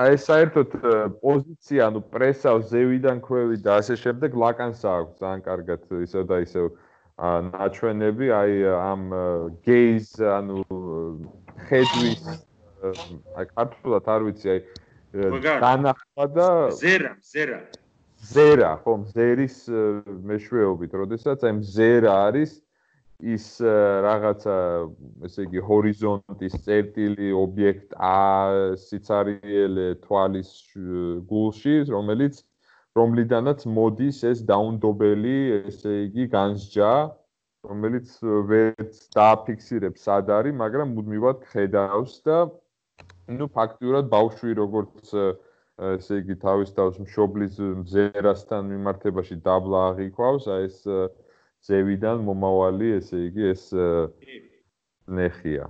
და ლაკანმა მანდვე დავამატებ, რომ დაამატა ორი პარციალური ობიექტი, ნუ მელანი კლაინთან და ფროიდთან არის რა. ეს არის პენისი, ბავშვი და განავალი. ლაკანმა დაამატა მზერა და ხმა, როგორც პარციალური ობიექტები, ნაწილობრივი ობიექტები. მზერა როგორც ობიექტი და ხმა როგორც ობიექტი და ტრანსფერი ხმაზე და ასე შემდეგ. იმიტომ რომ ბავშვი დედის ხმა, ნანა და ასე შემდეგ ჩვენთვის რამდენი მნიშვნელოვანია და მზერაც რაც ვახუნ თქვა და ლაკანი ამბობს, რომ სუპერეგო აი ამ პრესინგზე როცა ვლაპარაკობთ. ერთი რო არის მზერა, რომ მიყურებს ზემოდან ვიყურებ, ღმერთი მაგალითად, ღმერთი მაღალია, ღმერთი ზემოდან ვიყურებს და ასე შემდეგ. მაგრამ აგრეთვე ხმა, სუპერეგო არის ხმა, ლავუა, რომელიც ფსიქოზის დროს, ჩვენ იცით რომ ობსესიური ნევროზი არის შინაგანი ხმა, მე უღირსი ვარ, მაგრამ ეს პაციენტი სუბიექტივირებულია ეს ხმა. პაციენტი არასდროს არ ამბობს ობსესიურ ნევროტიკ, რომ მე მეუბნებიან. მე ჩემს თავზე აი ესეთი წარმოდგენის. ან სუბიექტივირებულია მისი ეს ნაგავი წარმოდგენა თავის თავზე, მაგრამ ფსიქოზის დროს ეს ხმა ხდება მოწოდებით. და ეს არის ლაკანისთვის, რომ სუპერეგო ფუნდამენტურად თავს ავლენს ხმაში. და სხვათა შორის სუპერეგოს სიმბოლიზაციები და რეპრეზენტაციები სიზმარში ძალიან ხშირად არის, რომ მე თითქოს ხმა ჩამესმა, მე თითქოს მითხრეს, როგორც შეგონება, ანუ სუპერეგოს ეს არის და ამიტომ ლავუა არის ძალიან მნიშვნელოვანი და როდესაც ხდება ჩამონგრევა სუბიექტის, სუპერეგო იწყებს ლაპარაკს. ყბედი ხდება, ანუ ეს არის ყბედი სუპერეგო. იმიტომ რომ ჩვენ ვიცით რომ ფსიქოზის დროს, სმენითი ჰალუცინაციების დროს პაციენტთან სუპერეგო ყბედობს, არ ჩერდება. და ეს არის რომ ფსიქოტროპული მედიკამენტები ამ ხმებს აჩერებს და ეს არის უდიდესი შვება. და ეს ხმები არის როგორც წესი გამკიცხავ, ნუ მთელი კლასიფიკაცია სმენითი ჰალუცინაციების, არის გავლენების ხმები, ანუ რომ გავლენას ახდენს მორალურ ხმაზე, არის ემოციურ გავლენას, არის ავალებს, უბრძანებს, წავიდეს, მაგალითად უბრძანებს თვითონ გადახტი ფანჯრიდან. და ეს თუ ალაპარაკდა სუპერეგო ვისაც მაგრამ ნაკლებად არ ჯანჯღარებს ობსესიური ნევროზის დროს, მაგრამ ხმები სუბიექტივირებულია, გარედან არ მოდის. მაგრამ ლაკანი ამბობს, ის რაც სიმბოლიზაციას ხელიდან უსხდება, ce qui échappe à la symbolisation revient du réel, ანუ ის რაც სიმბოლიზაციას ხელიდან უსხდება, ბრუნდება როგორც რეალობიდან, ბრუნდება გარედან. როგორც რეალური. გარედან ბრუნდება როგორც რეალური. მაგალითად, როდესაც მე ხელიდან გამისხლდა ჩემ სიმბოლიზაციას ხელიდან გაუსხლდა სუპერეგოს თვითბრალდებები შიგნით, ის გარედან დაბრუნდა როგორც სმენითი ჰალუცინაცია. როგორც გარეხმა. ამიტომაც ფსიქოტიკი ამბობს, რომ მე კი არ მინდა, ჩემი შინაგანი ისინი კი არ მელავარაგები აკეთებს. ეს არის პრობლემა ფსიქოტიკის, რომ ის ვერ ხვდება, რომ ეს მისი ხმებია. და ამავე დროს გარედანაც ესმის. ეს არის თელი უბედურება. ჰალუცინატორული ხატი, ფსევდოჰალუცინატორული ხატისგან იმით გამოირჩევა, თუ ფსევდოჰალუცინატორული ხატი ბუნდოვანია და ნახევრად სომნამბულურ მდგომარეობაში წამიერად აღმოცენდება და ჩვენ ვიცით, რომ ეს ჰალუცინაცია არ არის, ეს უფრო აღქმის ილუზია, ან რაღაცა კოგნიტური პრობლემა, ან დაღლილობა, ან ასე შემდეგ, ან რაღაცა მედიკამენტის ქვეშ ხარ და ასე შემდეგ, ნამდვილი ფსიქოტური ჰალუცინაცია არის ნამდვილი ხატი. ნამდვილი როგორც მე თქვენ ხედავთ, ისე ხედავს ფსიქოტიკი. ამიტომ ლაკანი ამბობს, რომ ჰალუცინატორული ხატი არის რეალური. ის რაც სიმბოლურს ხელიდან დაუსხლდა, დაბრუნდა გარედან, ოღონდ დაბრუნდა არა როგორც ჩემი ფსიქიკური სუბიექტივირებული ხატი, არამედ როგორც რეალური. და თქვენ წარმოიდგინეთ, რა დიდია ნევროტიკის უპირატესობა, როდესაც მას შეუძლია, რომ მამა, რომლის მიმართაც ჰანს აქვს დესტრუქციული ტენდენციები და სიყვარულიც, იმიტომ რომ მამას უყვარს მამიკო და თან ზულს, რაც ყველა მამიკოს ხვედრია, დედებზე არ იტყვი ამას, იმიტომ რომ დედები უფრო ძირითადად უყვართ, ან თუ ზულთ პრისას, იმიტომ რომ უფრო საშინელ კლინიკას იძლევა. მაგალითად, პაციენტები, რომლებიც ლაპარაკობენ, მამა ჩემი, ნორმალური პაციენტები არიან. ტიპები, რომლებსაც მამაკაც თუ დედა ზულს, საშინლად ზულს, რა. ქალების შემთხვევაში ყოველდღიური კლინიკური რეალობა დედის სიზულით, ხო? ეს ლაკანი ამბობდა ღავაჟი, მეხფი, ღავაჟი. ანუ გასამოვიდა რომ ხო არის ფროიდი ამბობს რომ მამასა და შვილს შორის კონფლიქტი, მამასა და ვაჟიშვილს შორის კონფლიქტი. ლაკანი ამბობს ქალიშვილსა და დედას შორის კონფლიქტი არ არის. ღავაჟი არის ღავაჟი არის, აი მაგალითად ცუნამი რო დაეჯახება. ვარცოფია ღავაჟი. ღვარცოფი. აი ღვარცოფი, ანუ სიძულვილის. ამიტომ, მაგრამ მამაკაცის შემთხვევაში ამბივალენტური და ანუ ჰანს როცა ზულს ეს მამა მას შეუძლია ჩაანაცვლოს მამა სიმბოლოთი, ცხენით და შექმნას ფობიური ობიექტი, რომელთანაც ექნება სიმბოლური ურთიერთობა. მაშინ როცა ფსიქოტიკის შემთხვევაში ეს მამა, შინაგანი მამა, ხდება პერსეკუტორი. და ნაცვლად კასტრაციის შფოთვისა, როგორც ხანსის შემთხვევაში და ნევროზის შემთხვევაში, ფსიქოტიკი ანვითარებს პერსეკუციის შფოთვას. და თუ კი კასტრაციის შფოთვა გულისხმობს კასტრაციის მუქარას, რომ მე დავკარგავ კაცობას, ქალობას, პროფესიას და ასე შემდეგ, ეს ყველა კასტრაციის შფოთვის სერიებია, გამოცდაში 5-იანს ვერ მივიღებაში.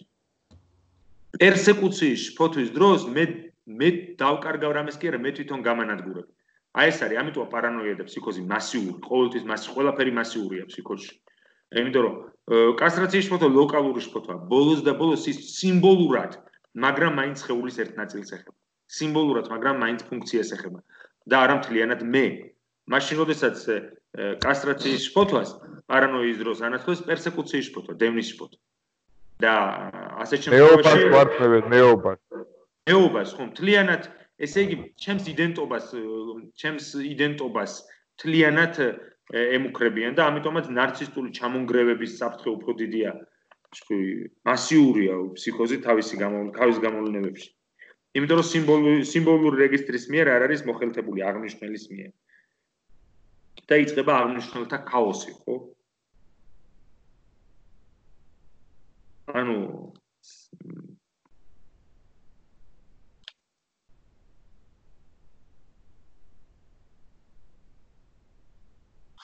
ზოგიერთი რამე გამოვტოვოთ, ხო?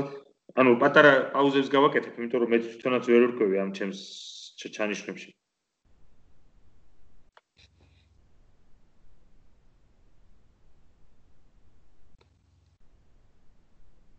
ნიშნულოვანია კიდე ეს კლინიკური ნაწილი ამ ნაშრომის, რომ როდესაც ის საუბრობს მეს შფოთვაზე, როგორც მეს სასიგნალო სისტემაზე, დაცვითი სისტემა, რომელიც უნდა მოვიდეს მოქმედებაში, მას შემდეგ რაც სიგნალი ჩაირთვა. ძალიან მნიშვნელოვანია აქ, რომ ის ეხება ტრავმატულ ნევროზს, რომელსაც ეხება ნაშრომში სიამოვნების პრინციპის მიღმა.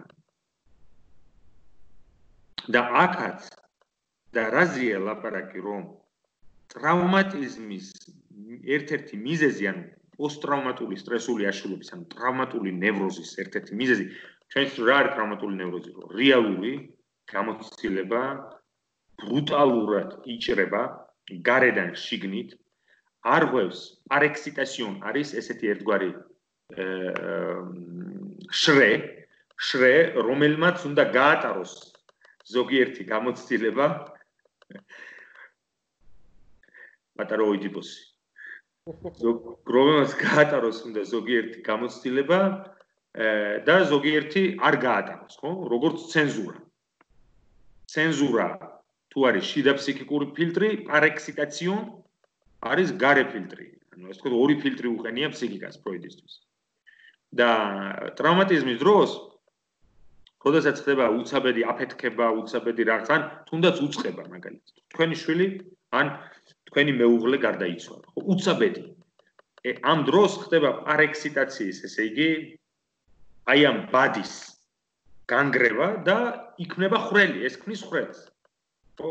აი რაღაც ქვა, რომელმაც შემოანგრია სახლი და იქ ნიავდება უკვე, სითბოს ვეღარ იმეშონა. ანუ ფსიქიკური ჰერმეტიზმი ირღვევა. წნევა ეცემა ფსიქიკურ ცხოვრებაში. ეს არის ტრავმა. მაგრამ რას ამბობს ფროიდი, რომ ტრავმის მიზეზი რა არის? პოსტტრაუმატული სტრესის სინდრომის განვითარების მიზეზი. ის რომ იმდენად სწრაფად მოხდა მოვლენა, იმდენად უცაბედად, რომ მემ ვერ მოასწრო შფოთვამ, როგორც სასიგნალო სისტემამ ვერ მოასწრო ჩართვა. ანუ იქამდე ვიდრე განგაშის ზარი ჩაირთო, მე უკვე ჩემი დამემართა, ანუ მოსახდენი მოხდა. შესაბამისად, რადგანაც სიგნალი შფოთვის დროში აგვიანებს მატრამვირებელი სტიმული წინუსწრებს შფოთვის სიგნალს, მე ტრავმატიზმს ხვდება მოუმზადებელი. ფაქტიურად ტრავმატიზმი ზურგიდან ესხმის სუბიექტს. რატომ? იმიტომ რომ სუბიექტი შფოთვას ვერ ასწრებს შფოთვა ჩართოს და ვერ ასწრებს დაცვის მექანიზმებს მოუყაროს თავი. ანუ ფაქტიურად შეიარაღდეს რა. აი მაგალითად სააკაშვილის დროს რო ხალხს სახში გამეუვარდებოდნენ რაღაც და ნიფხვევით რო გამოყავდა ცოლი და ქმარი და როაშუქებდა პროკურატურა რო აიდა ეს რაღაც. აი მიახლოებით ეგრე მძინარეს ესხმის თავს რა. და შესაბამისად მე ვერ ასწრებს მობილიზებას, იმიტომ რომ სიგნალი არ მეუღია. და დარტყმა მიიღო ტრავმატიზმის დროს რა არის? ყველაზე საშინელი რას ამბობს სუბიექტი რომ ვერ გავიგე რა და რა იმ მომენტში ვერ გავიგე რა და მემართა. მე ხელი რომ მოვისვი სისხლიანი მქონდა თავი. ხედა რა ხდება მე. თუ კი მოვასწარი დამუხრუჭება, თუ კი მოვასწარი რაღაც მანევრი, ან დავიყვირე რომ თხილავთ, ან უკან ხელი რაღაცა ვთქვი და მე მოხდა გადატრიალება, რაც არ უნდა დავილეწო, მე ამ დალეწვის სუბიექტი ვარ. მაგრამ ისე თუ მოხდა რომ ძალიან ხშირად თუ გინახავთ ტრავმატულ სცენას შესწრებით, ტიპები დადიან ტრავმატული შოკი რა არის, რომ ვერ ხვდებიან აი ყური აქვს რა მომძვრალი და ეძებს სათვალეს. აქ დამივარდა რაღაცა. ყური აღარ გაქვს, რა თქმა საათი, რას ეძებ? ანუ გესმის რა ხდება? მე იქამდე ვიდრე გაიაზრებს მოვლენას, ეს მოვლენა დამთავრებულია. ანუ ფროიდი ამბობს ამ შემთხვევაში აქ გაკვირით აღნიშნავს და სიამოვნების პრინციპის მიღმაში უპროგრამით, რომ სასიგნალო სისტემა არ ჩაირთო და ვერაფერი გაიგო მე, ისე დაემართა ცუდი ამბავი. აი ეს არის ამ შემთხვევაში, ხო, და რაც ყველაზე მნიშვნელოვანია, შფოთვა განსაკუთრებით ისე როგორც პანიკა, ნარცისტული ლიბიდოს მობილიზაციას ახდენს. ეს რას ნიშნავს? ნარცისტული ლიბიდოს მობილიზაცია. აი მაგალითად პანდემიის დროს. ნარცისტული ლიბიდოს მობილიზაცია ნიშნავს იმას, რომ რა დროს შენი მეგობარია, ეხლა წადი ფქვილი იყიდე. აიგე? იმიტომ რომ ობიექტური ურთიერთობების დეზინვესტიცია ხდება და მე თავის ფსიქიკურ ძალებს გამოიძახებს შიგნით, რომ წინააღმდეგეს ტრავმას. ანუ სახიფათო სიტუაციის დროს საფრთხე შიდა ფსიქიკური იქნება თუ გარე საფრთხე იქნება, მე ნარცისტულად ინვესტირდება, იბერება რაღაცნაირად. და ამიტომაც არის რომ ადამიანს როცა ეშინია, მას არ შეუძლია მოусმინოს კარგ მუსიკას, ან წაიკითხოს წიგნი, ან მოусმინოს მეგობარს, რომელიც ტელეფონზე ელაპარაკება. ვერ უსმენს, შიშის ქვეშა. რატომ? იმიტომ რომ შიში ნარცისიზაციას ახდენს და მე ინვესტირებას ვეღარ ვახდენ ვერაფერს. და ესე იგი, შფოთვა ახდენს მეს ნარცისტულ მობილიზაციას. და ტრავმატიზმის დროს, რადგანაც შფოთვას წინ უსწრებს მატრამვირებელი მოვლენა, მე ვეღარ მობილიზდება. ანუ ნარცისტულად დემობილიზირებული ხდება ამას, ნარცისტულად მოუმზადებელი. როგორც ეს ხდება მელანქოლიის დროს, ხო, გიგა? ანუ რეგრესია ნარცისიზმზე. კი, მელანქოლიის დროსაც ხო, ამიტომაც ფროიდი უწოდებს, რომ ეს არის ფსიქოზ ნარცისტული ფსიქოზი. და ყველა მელანქოლიასთან მდგარი მდგომარეობები არის ნარცისტული მდგომარეობები და ზოგადად ამიტომა რომ მელანქოლია ფსიქოზისკენ იხრება, ვთქვათ და არა ნევროზისკენ, მაგრამ ჩვენთვის ეს ფროიდიანულად, თორე სინამდვილეში ერთადერთი რაც არის ბოდვითი მელანქოლიის დროს და თითქმის მელანქოლიის დროს ბოდვა არ ხდება, მაგრამ რაც არის ბოდვითი არის ის, რომ სუბიექტი იძახის, რომ თვითონ არის არარავობა. ანუ იმდენად იმცირებს თავს, რამდენადაც არანაირი საფუძველი ამას არ გააჩნია. და ეს არის ფაქტურად ბოდვით დელირ დოტოაკუზაციონ, თვითბრალდების ბოდვას ეძახის ფროიდი. ხო, სიკვდილის შიში ფროიდი იძახის, რომ არის სხვა არაფერი არ არის, თუ არა კასტრაციის შიში. რატომ? იმიტომ რომ არაცნობიერში არ არსებობს სიკვდილის რეპრეზენტაცია. შესაბამისად, მე სიკვდილს ავქო როგორც კასტრაციის ერთ-ერთ ფორმას. შესაძლოა ამიტომაც არის ადამიანისთვის სიკვდილი და მისი მოკვდაობა ასატანი. რომ ეს სხვა არაფერია თუ არა ერთი ბწყენა, კასტრაცია. იმიტომ რომ არ შეუძლია გაიაზროს,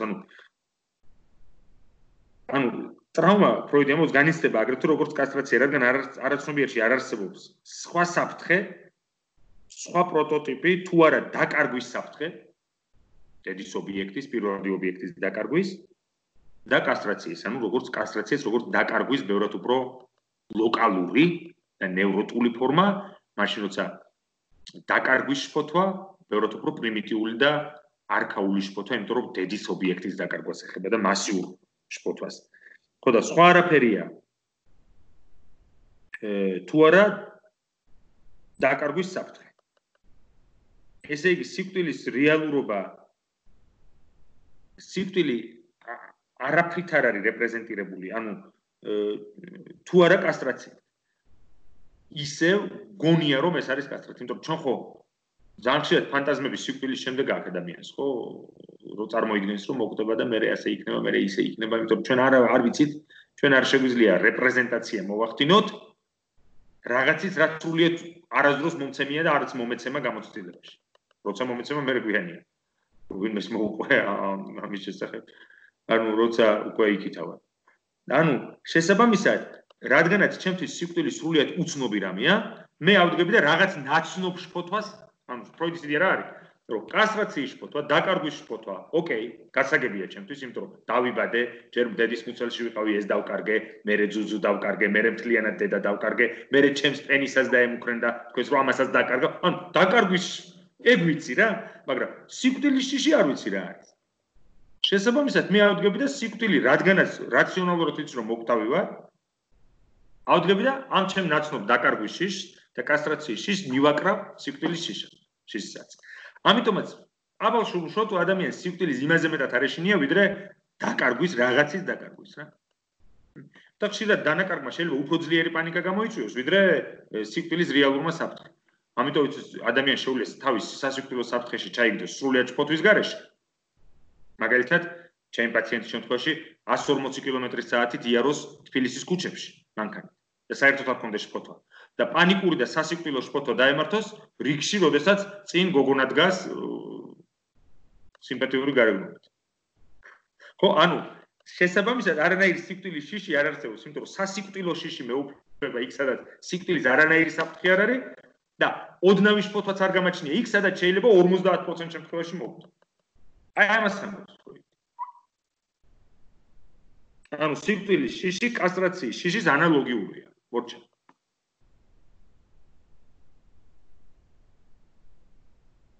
ხო, ანუ ამავე დროს ამბობს, რომ შფოთვის დასრულებული ვერსია არის დედისწერა. დედისწერის განცდა ნევროტიკთან. ნუ ვინც უსმენს ნევროტიკებს, ისინი ყველანი დამეთანხმებიან, რომ პაციენტები ამბობენ, რომ რა ხდება ჩემს ცხოვრებაში. რა დავარშავ? რისთვის ვისჭები? ყველაფერი გავაკეთე, ისევ იგივე დამემართა. რისთვის ვისჯები? საბოლოო ჯამში სუპერეგოს შფოთვა, სუპერეგოდან წამოსული შფოთვა, რომელიც ამავე დროს სოციოფობიებსაც იწვევს, სოციოფობიებს, იმიტომ რომ სუპერეგო არის სოციოკულტურული ელჩი ფსიქიკურ ცხოვრებაში, სოციუმის ელჩი ფსიქიკურ ცხოვრებაში, კოლექტივის, იდეოლოგიების ელჩი და ამიტომაც ეს ელჩი აქედან როცა მოდის შფოთვა, სირცხვლის კლინიკაც აქედან მოდის, აგრეთვე მე იდეალთან არის დაკავშირებული, სოციოფობიების და საბოლოო ჯამში სუპერეგო, რომელიც მუდმივად იწვევს ჩემს დასჯას. ანუ წარუმატებლობა მოეორდება. აი, ყველაფერი კარგად იყო და მაინც გაგვირგვინდა წარუმატებლობა. მაინც ესე იგი, ეს შუბლზე მაწერია თუ რა, ჯადო ხო არა მაგზოგი ამბობ. მთელი ეს ის სიარული ასტროლოგებთან და მკითხავებთან არის ის, რომ მითხარი რამე გარეძალებისგან ხო არა ვარ, რატომ მემართება. და მკითხავის როცა იკავებს, თვითონ მკითხავი ან ასტროლოგი იკავებს სუპერეგოს ადგილს, როცა ბრუნდებიან პაციენტები 1-2 კვირა სიმპტომები არ აქვს. იმიტომ რომ იმან ხელდასხმა მისცა, რომ ეხლა იმას იზამ, ამას იზამ, ყველაფერი მოგეხსნა.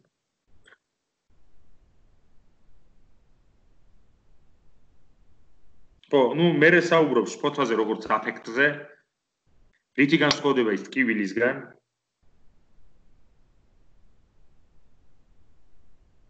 მე საუბრობს შფოთვის სხეულებრივ ასპექტზე, რომ მორალურ ტკივილს მაგალითად, მელანქოლიის შემთხვევაში წამყვანი სიმპტომი არის თვითბრალდებების გარდა მორალური ტკივილი, ღრმა მორალური ტკივილი. მაგრამ მორალური ტკივილის შფოთვა არ არის. ბევრი რამით განსხვავდება და ერთ-ერთი განსხვავებელი ფროიდისთვის არის ის, რომ არ გააჩნია მორალურ ტკივილს ლოკომოციასთან და მოტორიკასთან ისეთი ახლო კავშირი, როგორც შფოთვას, მაგალითად, შფოთვას ვაზომოტორიკასთან აქვს კავშირი, ხო, სისხლძარღვების შევიწროებას იწვევს და ასე შემდეგ, ოფლიანობას, სხეულებრივი სიმპტომებით არის დაკავშირებული.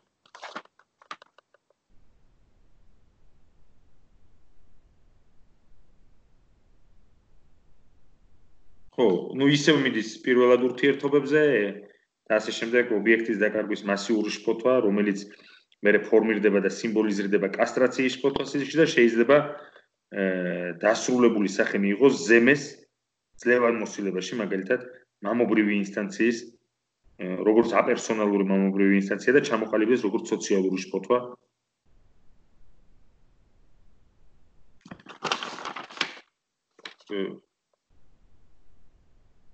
მაგრამ მაინც საინტერესოა პანიკის კლინიკა, რომელიც ალბათ ცალკე უნდა იქნეს განხილული. და პანიკური აშლილობების, რომელიც აი მართლა პანდემიასავით არის გავრცელებული დღეს სოფლიოში მრავალი წელია, მრავალი რა არის, ბოლო 10 წელია ხო ამბობენ, რომ და ეს კლინიკაში შეინიშნება, რომ სულ უფრო ხშირია პაციენტები პანიკური შფოთვით. პანიკური აშლილობებით.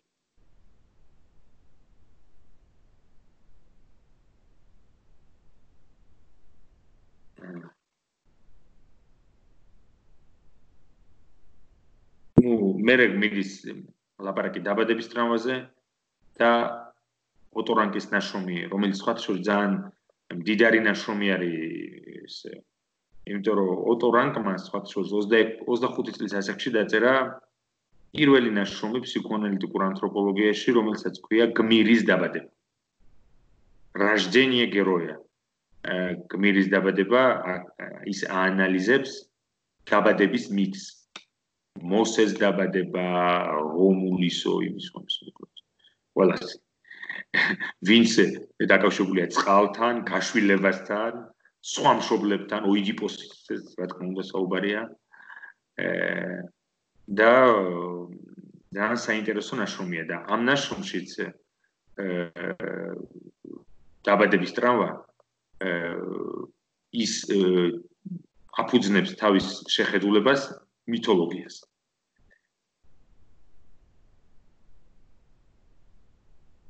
და ფროიდი აკრიტიკებს ოტორანკს, იმიტომ რომ ოტორანკი რას ფიქრობს, რომ ანალიტიკური პროცესი შეიძლება შევამციროთ დროში, გავამარტივოთ, იმიტომ რომ ყველაფერი მოდის დაბადების ტრავმიდან, მიახლოებით ისე როგორც ადლერი ამბობდა, რომ ყველაფერი დაკავშირებულია კასტრაციის შფოთვასთან, იმის ყველაფერი დაკავშირებულია არასრულფასოვნების კომპლექსთან და არასრულფასოვან ორგანოს ცნებასთან, ანუ ორგანოს ცნება შემოაქვს, ოტორანკი ამბობდა, რომ საბოლოო ჯამში ყველაფერი დაიყვანება დაბადების ტრავმასთან, ყველა ტიპის ნევროზი. და პირდაპირ უნდა მოხდეს დაბადების ტრავმის ანალიზი რეგრესიის გზით. ანალიზის დროს პაციენტს უნდა განვაცდევინოთ რეგრესია, დაუბრუნოთ და ასე. და ფროიდი ამას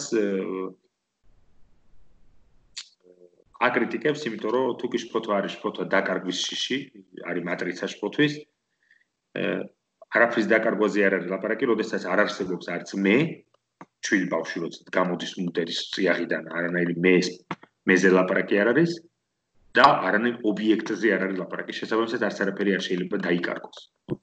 მაგრამ, რა თქმა უნდა, ბავშვი როგორც ფსიქოსომატური ორგანიზმი უკიდურესად უსიამოვნო სტიმულების გავლენის ქვეშ ექცევა დაბადების მომენტიდან.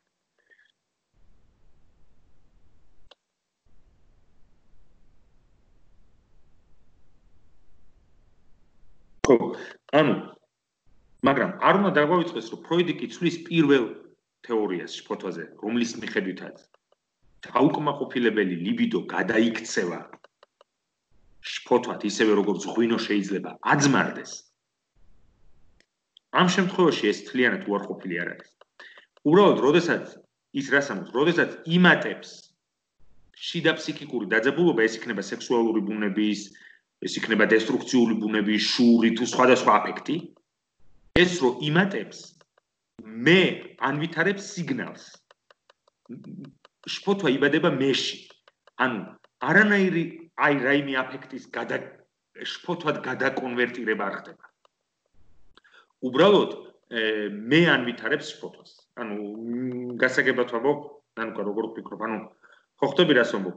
თუ კი პირველ თეორიაში ამბობს, რომ ლიბიდო არის მასალა, რაღაც მასალა, რომელსაც რო გადღვივა, გამოვა კარაკი.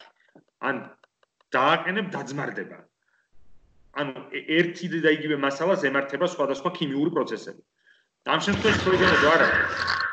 ხდება ლიბიდინალური მატება ინტენსივობის, შიდა ფსიქიკური აპარატი იტენება, ასე თქვათ, აგზნებით და ამ აგზნებაზე მე რეაგირებს შფოთვით. ანუ შფოთვა მოდის მესგან და არა ლიბიდოს გადაქცევა შფოთვა. ანუ დაძაბულობის მატება იწვევს საფრთხეს. და სეპარაციის და ობიექტის დაკარგვის შფოთვას, იმიტომ რომ ობიექტი როცა მოდის, საქმე ხდება ბავშვის ჩვილობის ასაკს. დაძაბულობა მცირდება. ბავშვი როცა ჩხავის, დედა რო აიყვანს ხელში, დაძაბულობა მცირდება. შესაბამისად, დაძაბულობის მატება ფსიქიკურ ცხოვრებაში ობიექტის დაკარგვის ესე იგი აქტუალიზაციას ახდენს არქაული შფოთვის, როდესაც მე ობიექტს კარგავდი და მქონდა აგონია. ამიტომ არის რომ მაგალითად პანიკური შფოთვის დროს პაციენტებს აქვს გაგიჟების შიში. სხვათა შორის რომელიც იმსახურებს იმას რომ დაექვემდებაროს უფრო დაწვრილებით ასე ვთქვათ ანალიზს გაგიჟების შფოთვა. იმიტომ რომ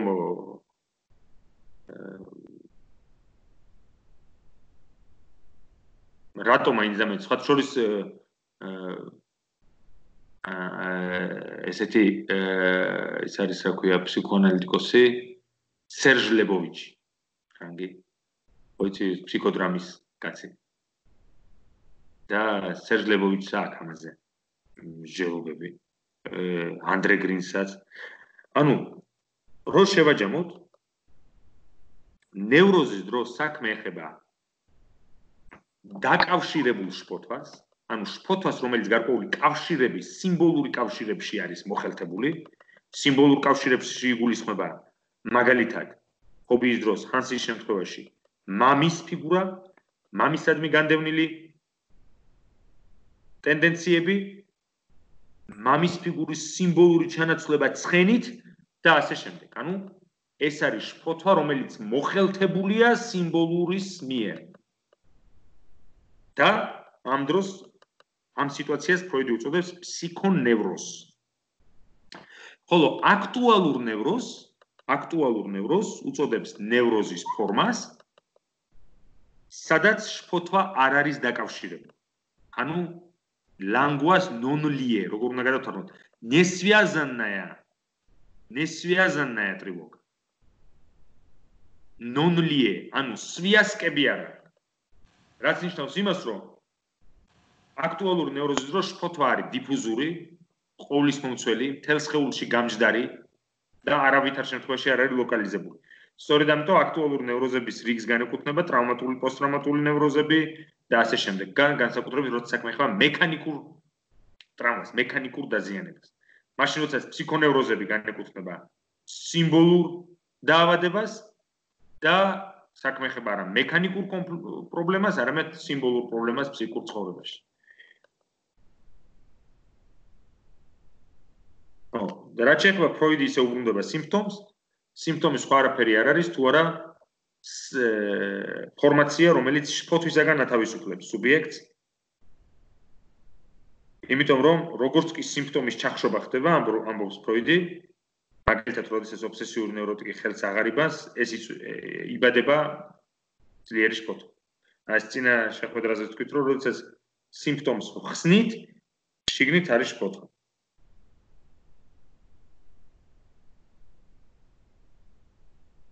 და ფროიდი საუბრობს სიმპტომის ფორმაციაზე. სიმპტომის ფორმაციას აქვს თავისი კანონზომიერება, რომელიც ანალოგიურია სიზმრის ფორმაციის, სტარიქმედებების ფორმაციის და ფროიდი უფრო შორს მიდის ხელოვნების ნიმუშებისა. ნუ აქ გავჩერდეთ კი არა, დავამთავრეთ ფაქტიურად შეიძლება ითქვას ეს ნაშრომი და შემდეგზე შემდეგზე კატრინი გააგრძელებს შფოთვაზე ლაკანთან და მერე ვინმე მაირჩიოს ტექსტი, ვინცაც სურვილი ექნება უნჰაიმში. ანუ თუ ვინმე სურვილი აქვს სხვა ტექსტი აირჩიოს, მაგალითად ლაკანის რომელიმე სტატია, ან თქვათ მელანი კლაინის, ან ვინიკოტის. იგა კატრინი ზღვის ნახევარზე, ხო? კატრინი ზღვის ნახევარზე, ოღონდ შაბათს, ხო?